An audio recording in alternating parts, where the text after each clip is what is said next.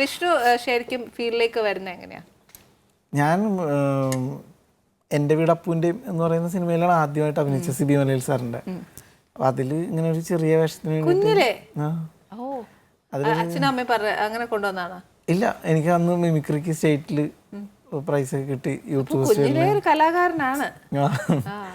അപ്പോൾ നിഷാദ് ഖാൻ എന്ന് പറയുന്ന അസിസ്റ്റന്റ് ഡയറക്ടർ ഉണ്ട് സിബി സാറിൻ്റെ. മൻരാജ് എന്ന് പറഞ്ഞ എൻ്റെ ഫ്രണ്ടാണ്. മൻരാജ് ചേട്ടൻ ഒരു ആക്ടറാണ്. മൻരാജ് ചേട്ടൻ്റെ മിമിക്രി ട്രൂപ്പിൽ ഞാനൊക്കെ ഉണ്ടായിരുന്നു. അപ്പോൾ മൻരാജ് ചേട്ടൻ്റെ കൂട്ടുകാരനായതുകൊണ്ട് പുള്ളിക്ക് അറിയാവുന്നതുകൊണ്ട് പുള്ളി വിളിച്ചിട്ട് അങ്ങനെ ചെന്നതാണ് സെറ്റിൽ. അപ്പോൾ അതിലൊരു ക്യാരക്ടറിന് വേണ്ടി വിളിപ്പിച്ചത്. പക്ഷെ അത് ഓൾറെഡി വേറൊരു പയ്യനെ ഫിക്സ് ചെയ്തു. എന്നോട് പറഞ്ഞു, അല്ല നീ കൂട്ടത്തിൽ നിന്നതിൽ കുറേ പിള്ളേർ വേണം എന്ന് പറഞ്ഞു. അപ്പോൾ കുറേ പിള്ളേരുണ്ട്, ജയിലിൽ കിടക്കുന്ന പിള്ളേരുടെ ലുക്ക് നോക്കുമ്പോൾ ഞാനൊക്കെ കറക്റ്റ് ആയതുകൊണ്ട് എന്നെയൊക്കെ പിടിച്ച് അതിൽ നിർത്തി. എന്നിട്ട് അങ്ങനെ അടുത്ത ദിവസം ഷൂട്ടിൽ ഒരു ഡയലോഗ് വന്നപ്പോൾ ഇത് ആര് പറയുമെന്ന് ചോദിച്ചു, കൂട്ടത്തിൽ ആരെങ്കിലും പറയേണ്ടതാണ്. അപ്പോൾ നിഷാദ് കോടി വന്നിട്ട് എടാ നീ പറഞ്ഞോളൂല്ലേ? ഞാൻ പറഞ്ഞോളാം. റിഹേഴ്സൽ ചെയ്ത് നോക്കിയപ്പോൾ ഇഷ്ടമായി, ഫസ്റ്റ് ടേക്ക് ഓക്കെ ആയി. അപ്പം അന്ന് മറ്റേ ഇതാണല്ലോ ഫിലിമൊക്കെ ആണല്ലോ. അപ്പോൾ ഫസ്റ്റ് ടേക്ക് ഓക്കെ ആയപ്പോൾ തന്നെ സിബി മലയിൽ സാർ വന്നിട്ട് എനിക്കൊരു ഷെയ്ക്ക് ഹാൻഡ് തന്നു. അപ്പോൾ എല്ലാവരും കൈയടിച്ചു. അപ്പോൾ പിന്നെ എനിക്ക് അവാർഡ് കിട്ടിയ അത് കരയണാണ്. ടി എസ് രാജേട്ടൻ തല്ലണതാ. ആരാണ് ആ പുള്ളി ഇങ്ങനെ വന്ന്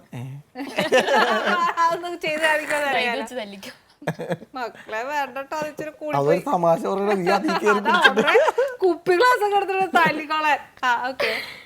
അപ്പോൾ അതിനുശേഷം പിന്നെ ആ പടത്തിൽ കുറേ സീനുകളിൽ എനിക്ക് ഡയലോഗൊക്കെ തന്നു. അത് കഴിഞ്ഞ് സിബി സാറുടെ അമൃതം എന്ന് പറയുന്ന സിനിമയിലൊരു ത്രൂ ഔട്ട് ക്യാരക്ടർ തന്നു. അപ്പോൾ എനിക്കൊന്ന് സിബി സാറിന് അവിടെ എവിടെയോ ക്ലിക്ക് ചെയ്തു, ഒരു നല്ല ആർട്ടിസ്റ്റ് ആണ്, നല്ലൊരു നല്ല ആക്ടറാണ് എന്നുള്ള സാറിന് മനസ്സിലായി തോന്നുന്നു. അങ്ങനെ വന്നു. അതെ, ഓക്കെ. ഈ കട്ടപ്പനയിലെ ഋത്തിക് റോഷൻ ഒരുപാട് നല്ലൊരു എന്താ പറയുക ടേണിംഗ് പോയിന്റ് ആണ് വിഷ്ണുവിന് ശരിക്കും തന്നത്. കുഞ്ഞുനാൾ മുതലേ കലയോട് ഭയങ്കര ഇഷ്ടമുള്ള ഒരു വ്യക്തിയായിരുന്നു. ശരിക്കും ഭയങ്കര ഒരു ആക്ടർ ആവണം എന്ന് ഒരുപാട് ആഗ്രഹിച്ചിരുന്നു. ചെറുപ്പം മുതലേ ആക്ടർ ആവാൻ വേണ്ടിയിട്ട്. അപ്പോൾ നമ്മൾ സ്കൂളിലെ കൂട്ടുകാരൊക്കെ പറയും ഇവൻ വലുതാവുമ്പോൾ സിനിമ നടനാവട്ടെന്നൊക്കെ പറയും. അപ്പം എനിക്ക് ഞാൻ വേറെ ജോലിക്കൊന്നും പോയിട്ടില്ല. നമ്മുടെ അറിവില്ലായ്മ കൊണ്ടാണോ ബുദ്ധിയില്ലായ്മ കൊണ്ടാണോ എന്നറിയില്ല. എൻ്റെ ഉള്ളിനുള്ള ഞാൻ എന്തായാലും സിനിമ നടനാവാനുള്ള ആളാണല്ലോ. ഞാൻ വേറെ ഒന്നിനും വേണ്ടി അങ്ങോട്ട് പോയിട്ടില്ല. ഞാൻ ഡിഗ്രി വേറെ ഒന്നിനും ഞാൻ ബികോം ഫസ്റ്റ് ക്ലാസ് ആണ്, മഹാരാജസിലാണ് പഠിച്ചത്. അപ്പോഴും എൻ്റെ എന്ന് പറഞ്ഞു കഴിഞ്ഞാൽ ഇത് കഴിയുമ്പോഴത്തേക്കും സിനിമയിൽ അപ്പോഴും ഇടയ്ക്കിടയ്ക്ക് ഓരോ പടത്തിലൊക്കെ ചെറിയ വേഷമൊക്കെ കിട്ടും. അപ്പോൾ ഇത് കഴിഞ്ഞ് കട്ടപ്പനയിൽ ഹീറോ ക്യാരക്ടറൊക്കെ അഭിനയിച്ചതിന് ശേഷം ഇൻ്റർവ്യൂ ഒക്കെ എടുക്കുമ്പോൾ എന്തെങ്കിലും വിചാരിച്ചിട്ടുണ്ടോ നിങ്ങൾക്കൊരു നായകനാവാൻ പറ്റുമെന്ന്? അങ്ങനെ ഇൻ്റർവ്യൂ ഒക്കെ ചെയ്യുമ്പോഴാണ് അപ്പോഴാണ് ഞാൻ തിരിച്ചറിയണത് അത് ശരി, അപ്പോൾ നമ്മളിന്ന് നായകനായിട്ടൊന്നും. അല്ല ശരിക്കും ഞാൻ ചോദിക്കുന്നത്, അതിനകത്തൊരു ഡയലോഗ് തന്നെ അങ്ങനെ പറയുന്നുണ്ട്, നമ്മൾ ഒരുപാട് കഷ്ടപ്പെട്ടിട്ടാണ് ഇവിടെ വരെ വരുന്നതും അതുമല്ല. ശരിക്കും അതേപോലെ ആ ഒരു ക്യാരക്ടർ കഷ്ടപ്പെട്ടതുപോലെ ഒരു ആക്ടർ ആവാൻ വിഷ്ണു ശ്രമിച്ചിട്ടുണ്ടോ? അത് ഈ കട്ടപ്പനയിലെ ഋത്തിക് റോഷനിലെ കിച്ചു എന്ന് പറയുന്ന കഥാപാത്രം ഒരു കുറേയൊക്കെ ഞാനും ആണ് അതിൽ. ഞാൻ മാത്രമല്ല, ഒത്തിരി നമ്മുടെ നാട്ടിലെ സിനിമാ മോഹമായിട്ട് നടക്കണ ഒരുപാട് ചെറുപ്പക്കാരുണ്ട്. അവരുടെയൊക്കെ ഒരു പ്രതിനിധിയാണ് അതിലെ ക്യാരക്ടർ.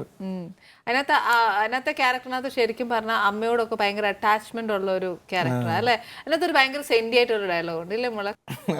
എല്ലാവർക്കും അറിയാം. അത് അമ്മയോട് ചൂടാവാൻ നേരത്ത് എടാ ദാസപ്പ നീ എന്തിനാണ് ഈ അമ്മയോടൊക്കെ ചൂടാവണേ ചോദിക്കണ? അപ്പൊ ചോദിക്കേ മൊത്തം ചോദിക്കേ. ഞങ്ങൾ ആ ഒരു സിറ്റുവേഷനിലേക്ക് തന്നെ ചോദിക്കണം. പിന്നെ അല്ലാണ്ട് അത് കേൾക്കാനാ ഞങ്ങൾ ഇവിടെ ഇരിക്കുന്നത്. ദാസപ്പന്റെ മറുപടി പറയണം. അന്ന് എന്നോട് പറയൂ, ഞാൻ പറയാം. ദാസപ്പന്റെ മറുപടി എന്താന്ന് ഓർമ്മയുണ്ടോ? ധർമ്മേട്ടൻ പറയണ മറുപടി ഞാൻ പറയാം. അല്ല പറഞ്ഞു കൊടുക്കാൻ വേണ്ടിട്ടായിരുന്നു. പറയൂ ആ ഡയലോഗ് പറയും. എടാ ദാസപ്പ നീ അമ്മയോടൊന്നും ഇങ്ങനെ ചൂടാവില്ല കേട്ടോ.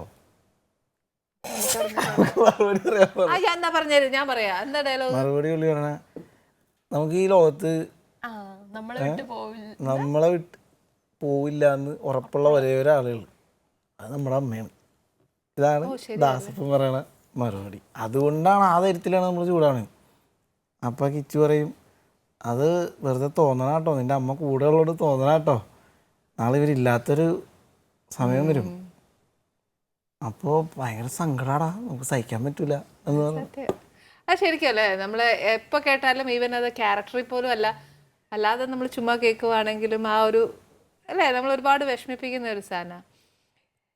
അത് വിട്, വിഷമിക്കുന്ന സാധനം ഒന്നും വേണ്ട. വിഷ്ണു നല്ലതായിട്ട് പാട്ട് പാടൂല്ലേ വിഷ്ണു? ഞാനല്ല ഇവളാണ് പാട്ട് പാടുന്നത്. വിഷ്ണു പാടൂല എന്ന് പറയരുത്, ലോകം മുഴുവൻ കേട്ടതാ മോനെ. ഏത് പാട്ട്? നിത്യഹരിത നായകനില് വേറെ ആരുമില്ലല്ലോ പാടി. അത് ഇങ്ങനെ വെറുതെ മൂളിപ്പാട്ട് പാടിയതാണോ? അതൊന്ന് മൂടിയേ ഞങ്ങളൊന്ന് കേൾക്കാം. അല്ല, നമുക്ക് യഥാർത്ഥ പാട്ടുകാരുണ്ട്.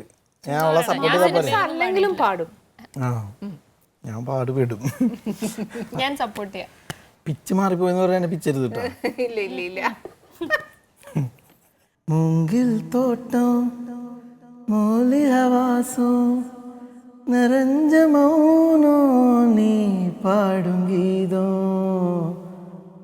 പൗർണമീരവ് പനി വീഴും കാട് ഒത്തയടിപ്പാത கூட പൊടിനട ഇത് പോതും എനക്ക് ഇത് പോതുമേ വേറെന്ന വേണു നീ പോതുമേ.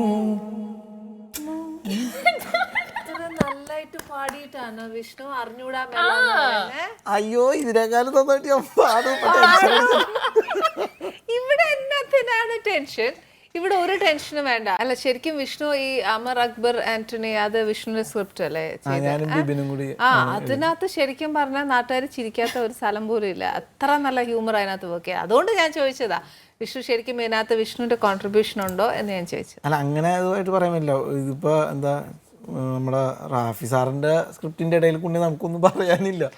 റാഫി സാറും ഷാഫി സാറും ഒക്കെ ഈ പറഞ്ഞ പോലെ ഒരു നല്ലൊരു സാധനമാണെന്നെങ്കിൽ ഉറപ്പായിട്ട് അവർക്ക് അങ്ങനെ വലിപ്പച്ചെറുപ്പൊന്നുമില്ല. ആര് പറഞ്ഞാലും സിനിമയ്ക്ക് ഗുണമുള്ളതാണെങ്കിൽ അവർ എടുക്കും. കറക്റ്റ്. അവർക്ക് ഔട്ട്പുട്ട് ബെസ്റ്റ് ആയിരിക്കണം. അതിന് വേണ്ടിയിട്ട് മാക്സിമം ചെയ്യും. അതുകൊണ്ട് തയ്യാറാണ്. അപ്പൊ അതാ ഞാൻ പറഞ്ഞ ഡിസ്കഷന് ഞങ്ങൾ ഇവിടെ ഇരുന്നു. അത് കഴിഞ്ഞിട്ട് മൂന്നാറിൽ ഷൂട്ട് ചെയ്ത ലൊക്കേഷൻ്റെ അടുത്ത് അവിടെയും പോയിട്ട് ഞങ്ങൾ ഒരു 10-15 ദിവസത്തോളം ഇരുന്നായിരുന്നു സ്ക്രിപ്റ്റ് ഫൈനൽ എഴുത്തൊക്കെ ആയിട്ട്. ആ സമയത്താണ് വെള്ളപ്പൊക്കം വന്നത്. എന്നിട്ട് ഞങ്ങൾ തിരിച്ചു വന്നു. അപ്പോൾ കുറേ കോമഡികൾ ഉണ്ടായിരുന്നു. അപ്പം ഇങ്ങനെ പറഞ്ഞാൽ ലാസ്റ്റ് എഴുതി കംപ്ലീറ്റ് ആയി വന്നപ്പോൾ 3 നായകന്മാരാണല്ലോ, എല്ലാം ബാലൻസ് ചെയ്യാൻ വേണം. അങ്ങനെയൊക്കെ എഴുതി വന്നു കഴിഞ്ഞപ്പോഴത്തേക്കും പറഞ്ഞ് ഫസ്റ്റ് ഹാഫ് വരെ കേട്ടപ്പോൾ എൻ്റെ ഇത്തിരി കുറവല്ലേ, എങ്ങനെയുണ്ട് മൊത്തത്തിൽ ഇപ്പോൾ വന്നപ്പോൾ എങ്ങനെയുണ്ടെന്നൊക്കെ പറഞ്ഞ് ഓരോ അഭിപ്രായങ്ങൾ പറയുകയാണ് സാറും റാഫി സാറും ഞാനും. അപ്പോൾ റാഫി സാർ പറഞ്ഞു, അപ്പോൾ ശരിയാണ്. റാഫി സാർ തന്നെ പറഞ്ഞു ഫസ്റ്റ് ഹാഫിൽ വിഷ്ണുവിൻ്റെ ക്യാരക്ടറിന് എന്തെങ്കിലും ഒരു സാധനം കൂടി വേണം, എന്തെങ്കിലും ഒന്ന് ആലോചിച്ച് പറയാന്ന് എന്നോട്. അപ്പോൾ ഞാൻ എന്നൊക്കെ പറഞ്ഞ് ഇങ്ങനെ വല്യം കടിച്ച് ഇങ്ങനെ ആലോചിക്കും. കുറച്ച് നേരം നടന്നിട്ട് റാഫി സാർ എന്നെ നോക്കിയിട്ട് ഞാൻ ഇത്രയും ദിവസം കൊണ്ട് 50 കൗണ്ടർ പറഞ്ഞു, 25 ധ്രുവനും വെച്ചു കൊടുത്ത്, 25 ഷറഫിനും വെച്ചു കൊടുത്ത്, എന്നിട്ട് എനിക്കൊരു ആവശ്യം വന്നപ്പോൾ അതും എന്നോട് ഉണ്ടാക്കാൻ പറ, ഇങ്ങനെയല്ലേ നീ ഇരുന്ന് ചിന്തിക്കണേന്ന്. ഞാനപ്പോൾ തന്നെ സാറിനോട്, സാറിന് മൈൻഡ് റീഡിങ് അറിയാമല്ലേ. പക്ഷെ അങ്ങനെ ഒരു ഡിസ്കഷൻസ് ഒക്കെ നല്ലതല്ലേ, നല്ല രസമുള്ള കാര്യങ്ങളൊക്കെ നമുക്ക് നല്ല എന്താ പറയുക, നല്ല മൂമെന്റ്സ് ഒക്കെ നല്ലതായിട്ട് പാസ് ചെയ്ത് പോകും. പിന്നെ ഒരു കാര്യം ചോദിച്ചു, അപ്പനായിട്ട് അഭിനയിച്ചിരിക്കുന്നത് റാഫി സാറാണ്. ഇവരെല്ലാരും ഉള്ള സീനിൽ നിൽക്കുമ്പോ നമുക്കാണ് ടെൻഷൻ. കാരണം ചിരി വന്നിട്ട് ഒരു കൗണ്ടറൊക്കെ പറയുമ്പോഴേ ചിരിക്കാതെ അങ്ങനെ നിൽക്കണ്ടേ. അല്ല, ഈ സെറ്റില് വർക്ക് ചെയ്യുമ്പോൾ മോക്ക് ഇപ്പൊ ഇത്രയും കാലം വർക്ക് ചെയ്യുന്ന ഒരു എൻറ്റയർലി ഒരു ഡിഫറെന്റ് അല്ലായിരുന്നു? പിന്നെ ഭയങ്കര രസമായിരുന്നു. അത് എനിക്കൊന്ന് ഞങ്ങൾ 6 പേരും തമ്മിലുള്ള ഏറ്റവും വലിയ യൂണിറ്റിയുടെ കാര്യം തന്നെ കാരണം തന്നെ ഷാഫി സാറാണ്. ഇപ്പം ഷാഫി സാറ് ഞങ്ങളുടെ അടുത്ത് പുതിയ പിള്ളേരല്ല, ഇവരുടെ കൂടെ ഞാൻ മിങ്കിൾ ചെയ്യേണ്ട ആവശ്യമില്ല എന്ന് വിചാരിച്ചിരുന്നെങ്കിൽ ആ സെറ്റിന്റെ ഒരു ഫൺ പോയന്നെ. പക്ഷെ ഷാഫി സാർ എന്ത് രസമായിട്ടാണ് ഞങ്ങളുടെ അടുത്ത് സംസാരിക്കുന്നത്. ഇപ്പൊ ഷോട്ടിന് നിൽക്കുമ്പോഴായാലും ദേഷ്യം വന്നാൽ പോലും പറയാതെ ഹാൻഡിൽ ചെയ്യുന്നതൊക്കെ. പുള്ളി ഭയങ്കര ടെൻഷനുള്ള സമയത്ത് പോലും പുള്ളി കൂളായിട്ട് മാനേജ് ചെയ്ത് കളയും. നമുക്ക് തന്നെ ടെൻഷൻ, ദൈവം ഇതിപ്പോൾ ഇന്ന് എന്ത് ചെയ്യും, ചില ഡേറ്റിൻ്റെ ഇഷ്യൂ അത് ഇതൊക്കെ വരും. പുള്ളി ചിരിച്ച് കളിച്ച് അതിൻ്റെ ഇടയിൽ നമുക്ക് ഡംഷറാട്സ് കളിക്കാന്നൊക്കെ പറഞ്ഞിട്ട്, അപ്പോൾ ഇത് കാണുമ്പോൾ പ്രൊഡ്യൂസറുടെ ബെഞ്ചിൽ പറഞ്ഞ് അത് പുള്ളി തന്നെ പറയുകയും ചെയ്യും. അല്ല, ഇപ്പം ഞാൻ വിഷ്ണുവിൻ്റെ ഒരു കാര്യം ചോദിക്കട്ടെ. വിഷ്ണു ഇപ്പം സ്ക്രിപ്റ്റ് എഴുതാറുണ്ട്. അപ്പം ശരിക്കും നമ്മുടെ ഇപ്പം ഒരുപാട് സിനിമകൾ വരുന്നുണ്ട്, പല എന്താ പറയുക, പല ത്രെഡായിട്ട്. ചിലത് ഫാമിലി ആയിരിക്കാം, ചിലത് ഹ്യൂമർ ആയിരിക്കാം, എല്ലാം. എനിക്ക് സ്ക്രിപ്റ്റ് റൈറ്ററോട് ചോദിക്കാം, ഇപ്പം നമ്മൾ കൊമേഴ്ഷ്യലായിട്ട് നോക്കുവാണെങ്കിൽ നമുക്കൊരു ഹ്യൂമർ കഥയാണ് ഏറ്റവും കൂടുതൽ നമുക്ക് കൊമേഴ്ഷ്യലി പോകുന്നത്. കൊമേഴ്ഷ്യലി വയബിൾ ആയിട്ടുള്ളത് ഞങ്ങളുടെ അനുഭവം, എൻ്റെ ബിബിൻ്റെ അനുഭവം എന്ന് പറഞ്ഞു കഴിഞ്ഞാൽ ഫാമിലി ഉള്ള കഥയാണ് ഞങ്ങൾ ചെയ്തിരിക്കുന്ന 2 പടവും. ഇപ്പം ഇറങ്ങാൻ പോകുന്ന 3ാമത്തെ യമണ്ടൻ പ്രേമകഥയും. ഇപ്പം ഈ ഫാമിലി ഉണ്ടെങ്കിൽ മാത്രമാണ് ഈ ഇമോഷനും ഒരു പ്രാധാന്യമുള്ളൂ. ആ ഫാമിലി ഉണ്ടെങ്കിലാണ് നമ്മൾ പറയണ ഹ്യൂമറിനൊക്കെ ഒരു ബലം കിട്ടുള്ളൂ എന്നാണ് ഞങ്ങൾ മനസ്സിലാക്കിയത്. ഇത് എൻറ്റയർലി വിട്ടിട്ട് ഏതെങ്കിലും വേറെ സബ്ജക്റ്റ് ഉണ്ടോ വിഷ്ണുവിന്റെ മനസ്സിൽ? ഇല്ല, ഹ്യൂമർ അല്ലാതെ വേറെ? ബേസിക്കലി ഞാനും ബിബിനും ഇങ്ങനെ തിരക്കഥാകൃത്തുക്കൾ എന്നുള്ള രീതിയിൽ പറയാൻ പറ്റുന്ന ആൾക്കാരല്ല. കാരണം ഇപ്പം ഏത് റൈറ്ററിനോട് ചോദിച്ചു കഴിഞ്ഞാലും 2-3 സബ്ജക്റ്റെങ്കിലും മിനിമം അവരുടെ കയ്യിലുണ്ടാവും. ഞങ്ങളുടെ കയ്യിൽ അങ്ങനെ ഒന്നുമില്ല. ഇപ്പോൾ ചെയ്തുകൊണ്ടിരിക്കണ യമണ്ടൻ പ്രേമകഥ മാത്രമേ ഉള്ളൂ ഇപ്പോൾ തലയിൽ. ഇതിൻ്റെ ഡബ്ബിങ്ങിൻ്റെ പരിപാടി ഇപ്പോൾ നടന്നുകൊണ്ടിരിക്കുകയാണ്. ഇതൊന്ന് പോസ്റ്റ് പ്രൊഡക്ഷനും കഴിഞ്ഞ് തിയേറ്ററിലെത്തി അതിൻ്റെ ഒരു ബാക്കി കാര്യങ്ങളും കൂടി കഴിഞ്ഞിട്ടാണ് അടുത്ത പരിപാടി തുടങ്ങാൻ അറിയാൻ പാടുള്ളൂ.